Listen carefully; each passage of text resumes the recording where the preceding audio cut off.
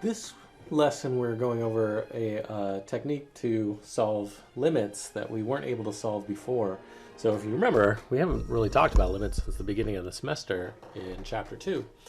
But there were some limits like this one. You see here the limit as h goes to 0 of 1 plus 2h to the 4 over h power. We actually don't have any techniques yet to solve this.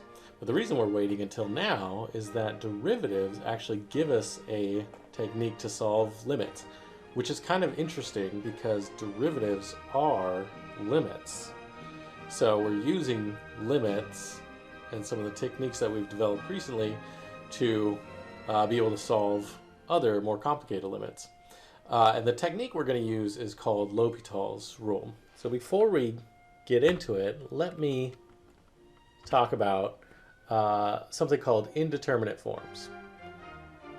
So this idea is that indeterminate forms are functions that when we're taking their limit to a specific value or to infinity, they're either going to end up being 0 over 0 or infinity over infinity.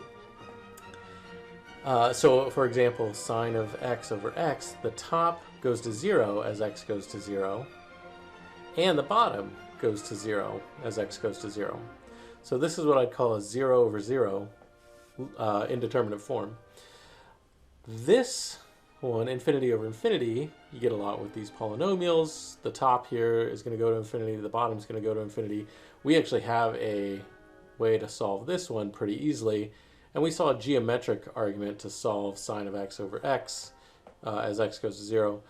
But we're going to look at these from a different perspective today. Furthermore, there's some other let me stop here and point out that these are the main indeterminate forms that our technique is going to rely upon. But we're going to have these other forms that we can't really do anything with, but we can put them into, like 0 times infinity, but we can put them into some other indeterminate form and then be able to do something with it. So 0 times infinity, once we manipulate it, it'll be in either a 0 over 0 or infinity over infinity indeterminate form. Same thing with infinity minus infinity. We can't really do much there. 1 to infinity, we can't really do much there. So as an example of that, we have this problem. The inside of the parentheses here is going to 1. So 1 to any power gives you 1. However, x is going to infinity, meaning this power is going to infinity. And anything to an infinity power is going to go to either infinity or negative infinity. Well, that's not entirely true, but that's what's being wrestled here. Is we don't know if the 1 is going to win out or the infinity power is going to win out. And same thing with infinity minus infinity. If this infinity grows faster than the second infinity, then the whole limit will go to infinity. But if the second infinity wins, then it's going to go to negative infinity. Or if they cancel each other out, maybe it'll go to 0, or maybe it'll go to some other number. In other words, we just have no idea what something like this would do. We can't make a general statement about it that it's always going to go to 0. And then same thing with 0 to the 0 power. Again, 0 to anything is 0, but anything to the 0 is 1. So which one of those wins out, or do they meet in the middle somewhere? All right, so let's talk about this LHopitals rule, this technique we're going to have for solving. LHopitals rule really only applies to when something is in a 0 over 0 indeterminate form or infinity over infinity indeterminate form. So the first way we'll talk about is the 0 over 0. They're similar, but slight differences. So suppose f and g are two functions on an open interval that are differentiable, and they contain a value a that we're taking our limit as x approaches, where g prime of x does not equal 0 because it's going to be in the denominator on that interval when x doesn't equal a. So if we have that the limit of the top, that's our f of x, goes to 0 as x approaches a, and we have that the limit of our bottom function is 0 as x approaches a. So in other words, here's what we're starting with, and the top is going to 0 and the bottom is going to 0. Well, what L'Hopital's rule says, and I put an LH here and I'll explain that in a minute, what L'Hopital's says is that that limit will equal the same thing as if we take the derivative of the top and the derivative of the bottom. Now notice this is not the quotient rule. This is what we wanted the quotient rule to be, but the quotient rule was a little harder than this. This is the easy version. So you just take the derivative of the top and the derivative of the bottom separately, and those limits should be the same as the original limit that we are interested in. So this is important. We're assuming that the limit on the right exists. In other words, the limit of the derivatives of the two functions. All right, we have a similar rule for an infinity over infinity indeterminate case. The thing here is that it doesn't matter really. I should put plus or minus and plus or minus, because it doesn't matter if the top is going to positive or negative infinity, and it doesn't matter if the bottom is going to plus or minus infinity. You could have them mix, so the top could be going to positive, the bottom could be going to negative, or vice versa. As long as they're both going to some infinity, then L'Hopital's rule works again. So in other words, you have the top function going to infinity, and let's just for an example, the bottom is going to negative infinity. Well, we can take the derivative of both of those, and then the limit will be the same. Okay, let's see this work in practice. So what L'Hopital's rule says is, well, first of all, let's verify that this is a 0 over 0. As x goes to 0, sine of 0 would be 0, and plugging 0 into x gives you 0. So this is indeed a 0 over 0 indeterminate form. So what L'Hopital's rule says is I can take the same limit as x goes to 0, but this time the derivative of the top, which is cosine of x, over the derivative of the bottom, which is 1. And now I can just plug 0 in because I don't run the risk of a 0 in the denominator anymore. And that is just 1. And this agrees with what we saw earlier in an earlier lesson when we looked at this geometrically. It's 1. Okay, let's apply this here. Verify that it's in an indeterminate form. So if I plug 0 into x's, I get 1 minus 0 minus 1 on top, so that goes to 0. And of course the denominator goes to 0. So I want to emphasize at this point that when I'm doing a L'Hopital step, we should emphasize with an LH notation above the equal sign that this is a L'Hopital's step, as opposed to just some algebraic manipulation. Okay, so I want to say, using L'Hopital's rule, I'm going to take the derivative of the top, well that's e to the x minus 1 over 10x. Derivative of the top over derivative of the bottom. Now I still can't plug 0 in because I'll get 0 in the denominator. However, notice that if I do plug 0 in, I get a 1 minus 1 on top, which is 0, and I get a 10 times 0, which is 0 on the bottom. So it's 0 over 0 again. I can use L'Hopital's again.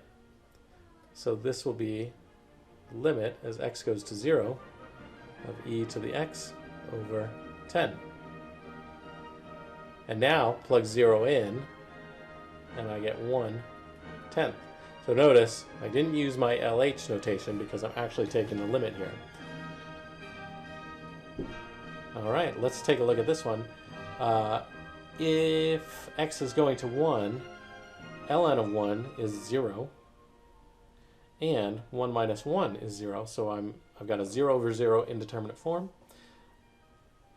So don't forget, we're taking the limit as x goes to 1. On top, that's 1 over x, and on bottom, that's 1. So this limit is 1. All right, let's look at some where we've got an infinity over infinity case. Now, this one, if you remember, this, when the powers are equal, you can just look at, you can divide everything by the greatest power of x, for example. This is the algebraic way to do it. And that is actually the way I'd recommend doing this one, but I'm going to illustrate this with L'Hopital's rule. But the answer would just be the leading coefficient on the top over the leading coefficient on the bottom when their powers are the same. So, in other words, this one should come out to be 1/2. But if we use L'Hopital's rule, so notice the top is going to infinity and the bottom is going to infinity. So L'Hopital's rule says, all right, well, we can take limit as x goes to infinity of the derivative, which is 12 x to the third minus 2x all over derivative of the bottom is 24 x to the third plus 0. And again, they're both going to infinity as x goes to infinity, so L'Hopital's again. And don't forget my LH notation. X goes to infinity. 36x squared minus 2 over, and then the bottom it's going to be, what is that, 72 x squared. Let's L'Hopital's this again because they're both going to infinity, top and bottom. So limit as x goes to infinity of, let's see, now we've got 72x over, what is this going to be, 144x. And at this point, I can use some algebra or L'Hopital's rule, because these are both going to infinity. So I can say, well, this equals the limit as x goes to infinity of 72 over 144. And if I put an LH there, that means I take the derivative of the top and bottom. And if I don't, that means I just divided x over x, assuming that x is not 0. All right. But that, of course, is just 72 over 144. And that comes out to be 1/2. So L'Hopital's definitely was a long way of doing this one. I wouldn't recommend it on this particular problem, just because we already have an algebraic way to do this from the get-go. Divide everything by x to the fourth and take the limit. But that shows you that it still works. All right, now let's check this one out. ln of x as x goes to infinity goes to infinity. And the cube root of x goes to infinity.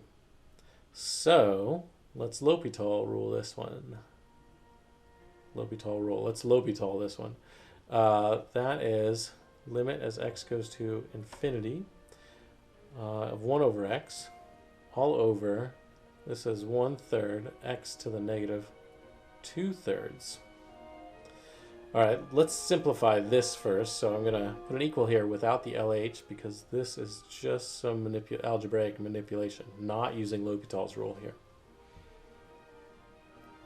All right, so if you notice, this is a 1, this is a negative 2/3.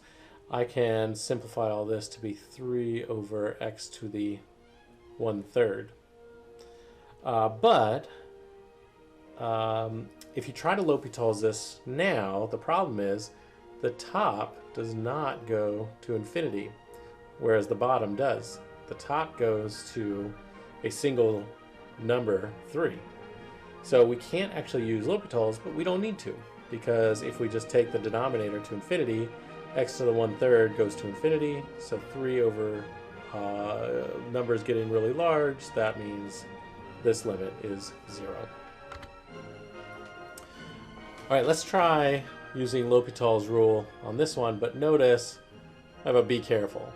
And maybe it's less of a be careful as in don't rely on L'Hopital's rule too much.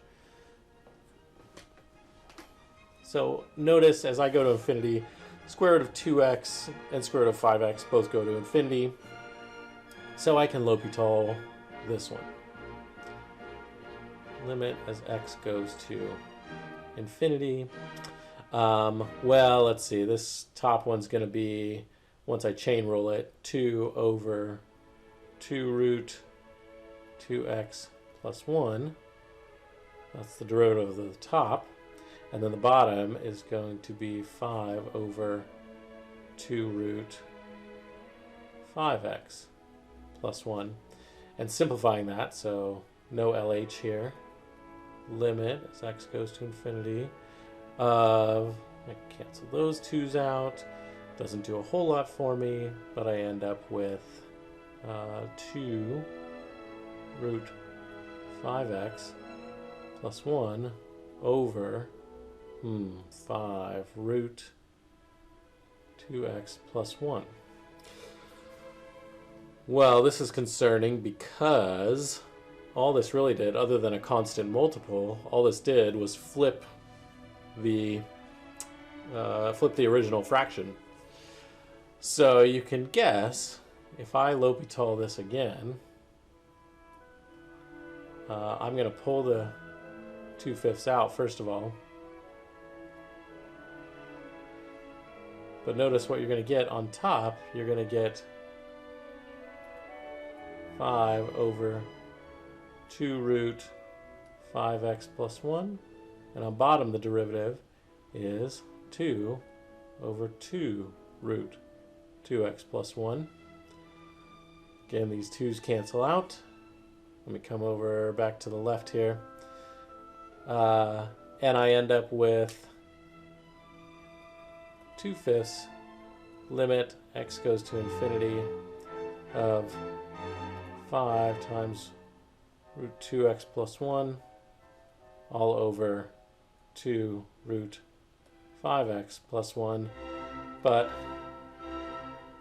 these constants cancel out, and I am just back to the beginning. So I could spend a lot of time doing this, going round and round in circles. Don't do it. Just because you can use L'Hopital's rule doesn't mean you should. So how do you deal with something like this instead? We've already seen this. Divide top and bottom by the largest power of x that you see. So you could think of it as dividing by 1 over root x. So this is not using L'Hopital's at all. I am simply saying do this. Multiply by 1 over root x to both of these. 1 over root x to 5x plus 1. Now if I bring that 1 over root x in, essentially you get something that you can take the limit of as x goes to infinity, and it won't give you an infinity over infinity indeterminate form. Because notice what happens is on top I get 2 plus 1 over x over 5 plus 1 over x. And as x goes to infinity, these guys go to 0, these fractions, and so you're just left with root 2 over 5. So that one's much easier. Just because you can use L'Hopital's rule doesn't mean you have to. All right, now let's try this one. If I plug in, or if I try using L'Hopital's here, x goes to infinity. Let's try, here I get 3 plus minus sine of x all over 1. But notice limit on the right doesn't exist. But one of the prerequisites for using L'Hopital's is that the limit that results exists. To assume that the limit on the right exists. So this limit in our example does not exist. So that's why we can't use L'Hopital's in this case. This limit does not exist. Okay, let's look at some that aren't in the 0 over 0 or infinity over infinity indeterminate form. We can still deal with these because notice we can put them into either 0 over 0 or infinity over infinity. You have it in a situation like this. X is going to 0, cosecant of x, which is 1 over sine of x, is going to, well, sine of x is going to 0 as x goes to 0. So 1 over that should be going to infinity or negative infinity. We don't care which. Point being that usually, oftentimes, you can manipulate either one of these factors in the way that I'm about to. In this case, it is useful to focus on that trig function. So what I do is I pick one of them. So I'm going to leave x alone, and I'm going to say, all right, times, or rather divided by, and then I'll put 1 over the other one. So you haven't actually changed the function other than maybe some domain issues here, but when we're talking about limits, we should be okay as x goes to 0. Certainly we've got a problem if x is 0, but the limit as x goes to 0 should be okay. Okay, so I'm just manipulating this algebraically at this point, but these two limits or expressions, x times cosecant x and x over 1 over cosecant x, are equivalent. But notice what happens is, well, let's look at cosecant x in a slightly different way. Since cosecant x is 1 over sine, this is really limit as x goes to 0 of x over sine of x.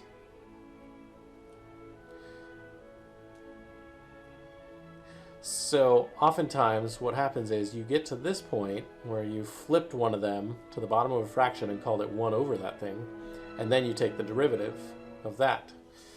In my case, what I'm going to do is convert this to just sine of x. And of course, we've kind of already seen this. So actually, maybe what I'll do is look at this as if it doesn't work. Because in general, you won't have this case where you can convert this. You just have to take the derivative of both things as is. So I'll make this my LHopital step. Limit as x goes to 0. Derivative of the top is 1. The derivative of the bottom, now, thinking of this as maybe cosecant to the negative 1 power, using my power and then chain rule, I'll call this negative 1 cosecant x times the derivative of what's inside. Oh, actually, power rule makes me take that to the negative 2. And now times derivative of what's inside, so we're chain ruling this. Cosecant x, and don't forget the negative, times cotangent x. All right, but I've got 1 cosecant and negative 2 cosecants being multiplied, so now we're getting into the algebra of it, and I'm gonna cancel these negatives, negative and negative. All right, so here's what I've got so far. Simplifying this, I've got 1 over cosecant x, but that is to the negative 1 power. And then I've got a cotangent of x. And maybe I'll move that cosecant x to the top.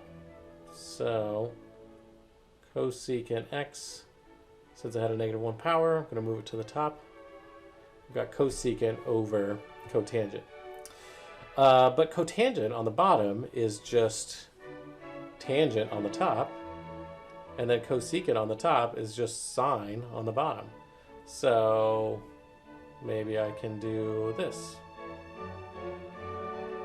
Tangent of x over sine of x. But now wait a minute.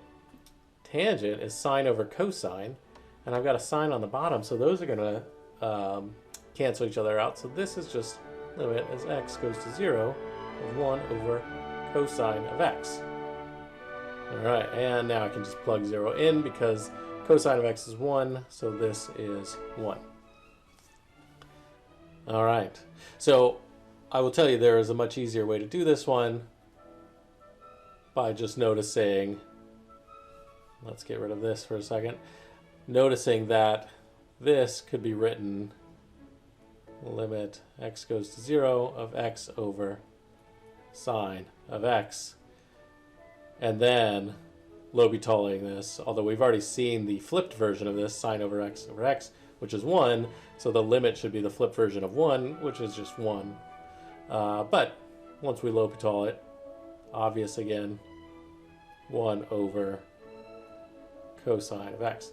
So why did I go through all that extra stuff? Well, because usually we're not necessarily dealing with trig functions down here that so the way I did it before is the way you'll have to do it in other functions. Okay, so let's look at a case where we have an infinity minus infinity. So what I want to do, my goal is to turn this into either a 0 over 0 or an infinity over infinity. When it's infinity minus infinity, I need to see if I can factor something out from both of those. And then it'll essentially become, like the previous example, a 0 times infinity. And then we can do the same thing. So for example, I can factor out an x from both of those. So be a little careful here. But if I factor out an x, I'm left with 1 minus root of 1 plus 1 over x squared.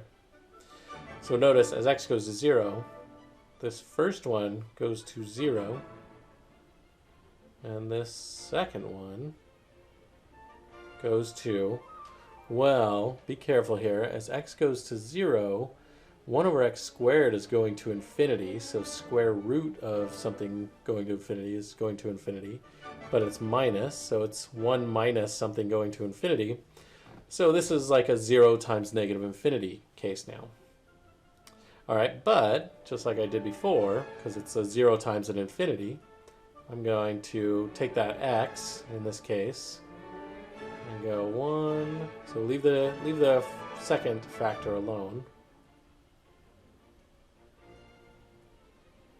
And call the first factor x. Now call it 1 over x on the bottom of a fraction.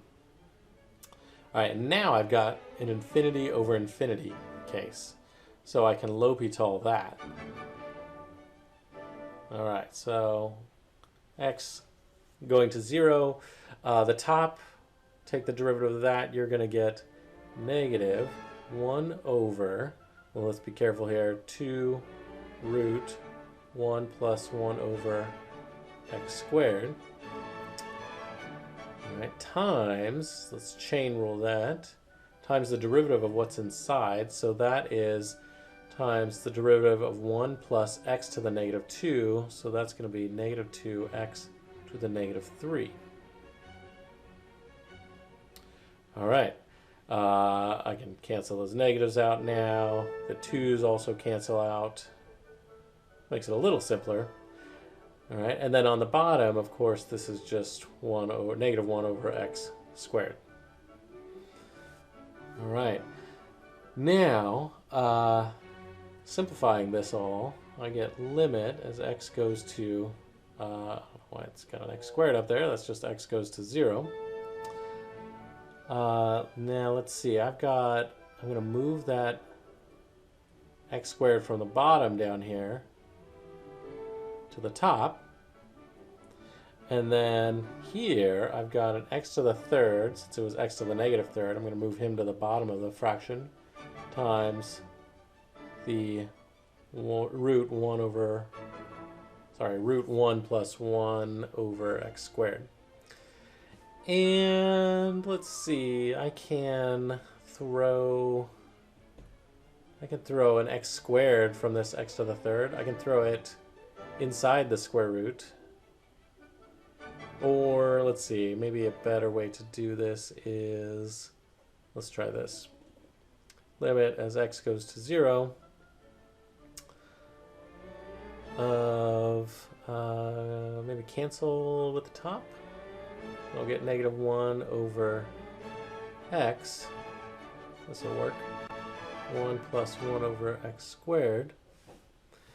But if I multiply that x inside the square root as an x squared, notice I get limit x goes to 0. So the top is going to stay 1, but the bottom is going to be square root of x squared plus 1. And now I can actually plug 0 in, and I get 1. So this is really interesting because it doesn't look like, it looks like we've got two things that are going to infinity equally fast, and so if you subtract them, you might expect it to go to 0, but in this case, we've got something going to 1. All right, so there's a few other cases, these cases where we're dealing with exponents. And in each of those three cases, I'll do an example of each, but in each of those cases, we're going to use this technique. We're going to take the log of the base function to the exponent function, and then pull that exponent function down. Find the limit of that. Then we're going to calculate the limit of, we're going to take e to that limit power. So as a rough example, before I do an actual example, and I don't know why this is 1, that should be step 2. But what we're doing is, let's say I had, let's say my function was, I wanted limit as x goes to 0 of x to the x.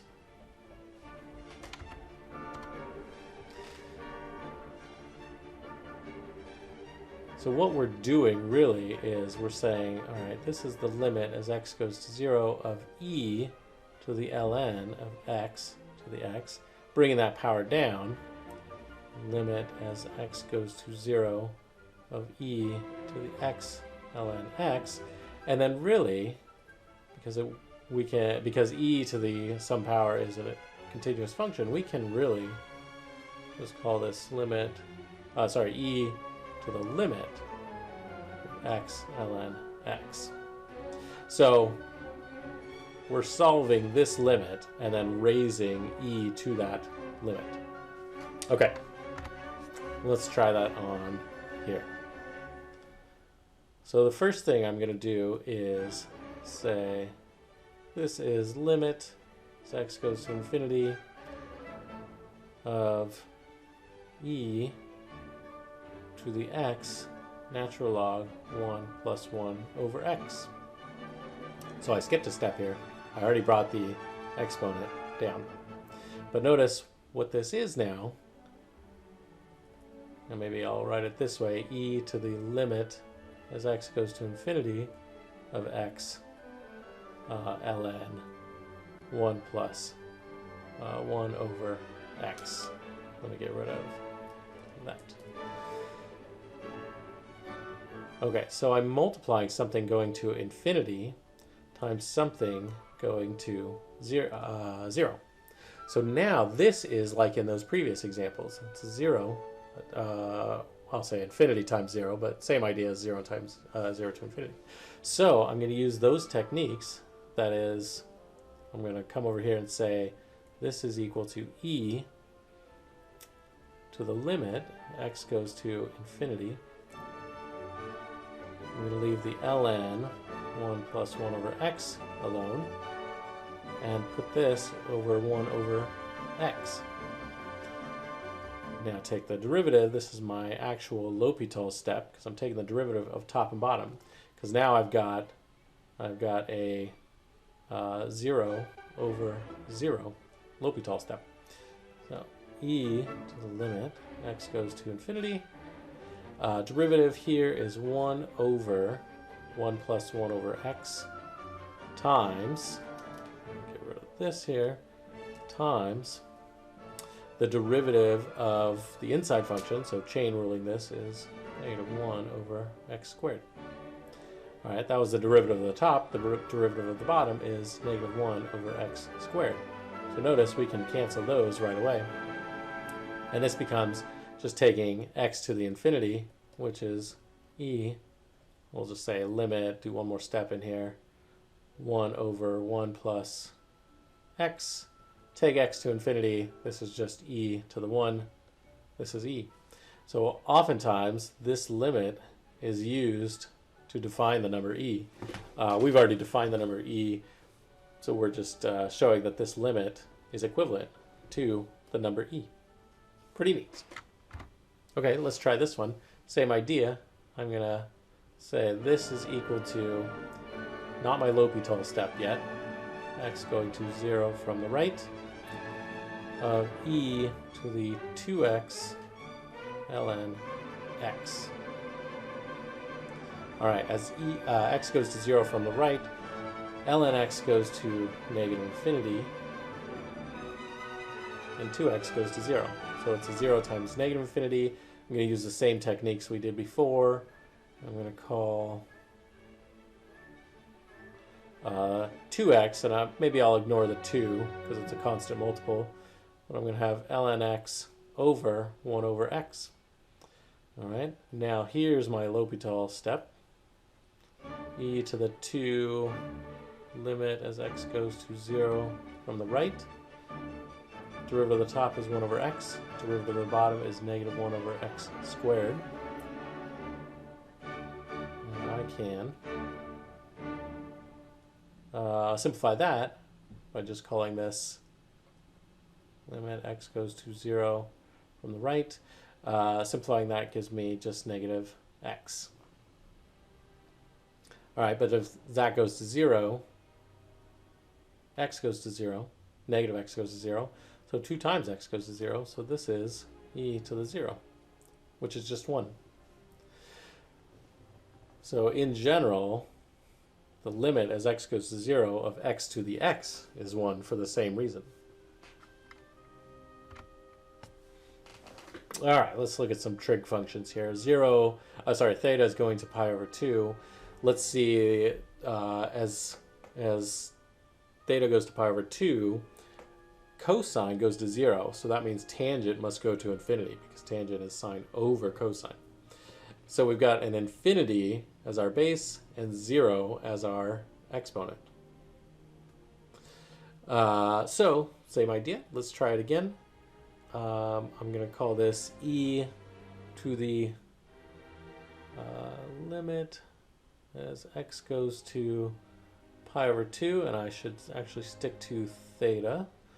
That's what we're doing.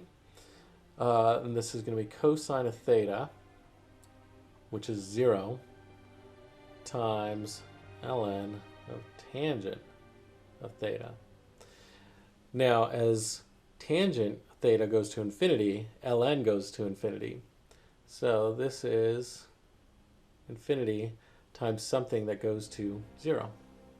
All right, so we'll use the techniques that we had before. That is e to the limit as theta goes to pi over 2. And I'm going to use 1 over cosine in the denominator.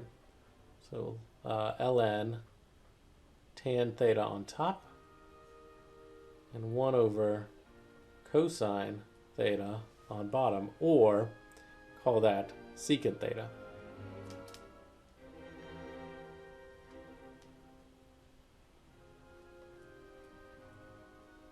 All right, now, so keep in mind, I didn't do a great job of drawing this, but this is all in the exponent of e.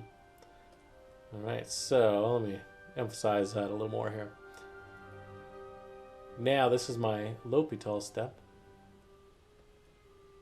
Theta is going to pi over 2 still. 1 over tangent is, ln tangent becomes 1 over tangent because the derivative of ln, and then chain rule that is secant squared theta. All right. Then the derivative of the bottom is secant theta tan theta. All right, let's algebra this thing. See if we can make it look a little nicer. Limit theta goes to pi over 2. Let's see, the tangent, the secant, this secant is going to cancel out with one of those secants, so I'll be left with a secant theta here. And then this tan and this tan combine to give me tan squared theta. So let me put things in terms of sine and cosine and see if anything cancels out. I've got e to the limit of theta going to pi over 2 of, well, secant is 1 over cosine, so let me put that here, cosine theta. Tangent is sine over cosine. I got it squared, so I'm going to put the cosine squared on top and the sine squared on bottom. All right, what do I have? Of course, the cosine cancels out. And then that leaves me with cosine on top, sine squared on bottom. So cosine goes to 0, sine squared goes to 1, as theta goes to pi over 2. So this is just going to be another e to the 0, which is 1. So in this case, notice what happened was the 0 exponent won out. But it won't always, so don't assume that just because it has a 0, it's got a limit of an exponent that goes to 0, that it'll become 1. That was, it sometimes will, but it sometimes won't. All right, let's go back to that first problem we saw at the beginning of the semester when we realized that we didn't have all the techniques that we needed to solve limits. So we can use what we know now to solve this limit. I've got, in this case, a 1, so the inside, there, the base, is going to 1 as h goes to 0, and the exponent is going to infinity. So I'm going to use the e to the ln trick that we just looked at. So this is going to be e to the 4 over h ln 1 plus 2h, and I really should have made room for my limit because that is the whole point of this. So let me move this guy over.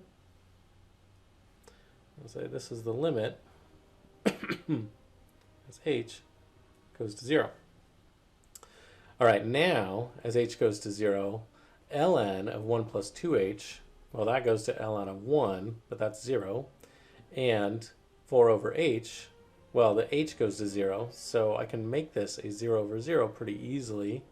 I'm going to pull the 4 out because it's a constant multiple and say this is limit as h goes to 0 of ln 1 plus 2h over h, and now I have a 0 over 0.